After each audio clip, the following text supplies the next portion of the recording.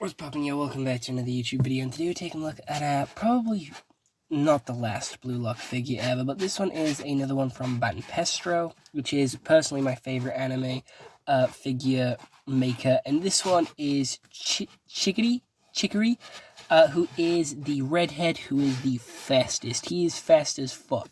He is number 4. And he is one of my favorites from the show. He's definitely in my top 3. My favorites is Bachira. My second favorite is Nagi. And then my third favorite is Chigiri. Just because I like saying his name. Chigiri. Chigiri. On his back there, he is number 4. He has some really nice detailing with the badge on his shorts, with his socks, with his shoes, with the studs. Again, he's in a running pose, as he would, but he is like the fast one, he's the speed one. We have the really nice detailing in the hair there, with every single strand. We have the nice face print, which looks pretty aggressive and very determined as he's running full speed. He does have a peg connection on his foot here to keep him connected to the base, and then the stand here, which helps him, stay upright and not falling or tipping over or tipping around. The ball is actually connected to the base. You cannot take the ball off, which I thought was a pretty unique addition, because with my other Blue Lock figures, you was able to take the ball off. I know the other Blue Lock figures were bootleg, but it is still really interesting to see that this one is fused to the thing, even though my Bachira one was actually another one that was fused to the base, which I thought was pretty interesting when it came to it. But this did cost me a little bit extra because this guy was not available in the UK, so I did actually have to get him imported from Japan. So this one did actually cost me around 40 quid in total, which is normally double the price which I do pay for anime figures, but that did include shipping and everything, so I didn't mind too much, especially with him being one of my favorite characters, and with me watching Blue Lock Season 2 as of recent and doing quite a few LEGO customs.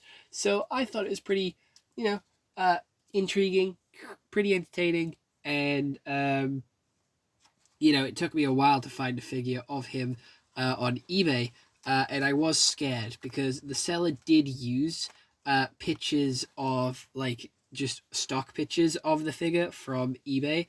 Well, no, on eBay, they used just pictures of him from the Banpresto website. So I was a little skeptical, thinking it was going to be a fake, was going to be a knockoff, and I would have been quite upset if it was, especially for the price that I paid for it. But it did seem legit, and the seller had a lot of positive reviews, so I trusted it and I went for it, and it paid off. The gamble paid off because this is an official figure. It looks clean, and it's very well made, especially with the detailing in the clothing. The detailing in the plastic is a very high quality plastic.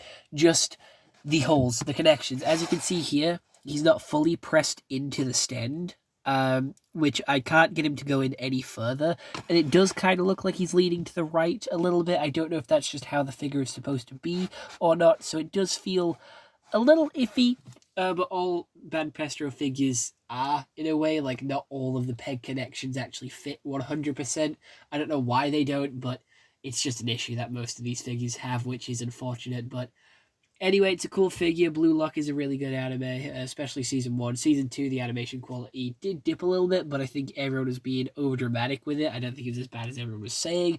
And I did cover this in my Blue Lock Season 2 review, but again, it is one of my favorite characters, a very good anime figure as well. Just the black base is pretty ugly, and especially this thing here is very much an eyesore, and it does sort of take away from the figure, just having this big, black tentacle coming out the ground and attaching itself to his side, like Venom is about to, pounce and attack him and take over him in some sort of symbiosis way. It does just seem really weird, and I don't know, just uncomfortable to look at, but again, it's still a really nice figure, very nice model, and I've been collecting anime figures for a while now, so seeing this, you get used to it after a while, but if it is your first one, it is a little bit of an eyesore, and there isn't really much of a workaround for it, especially because of the position or pose that he's in, so you kind of just have to accept it and go with it. So other than that, let me know what you guys think down in the comments below, and I'll see you all in the next one. Alright, bye-bye.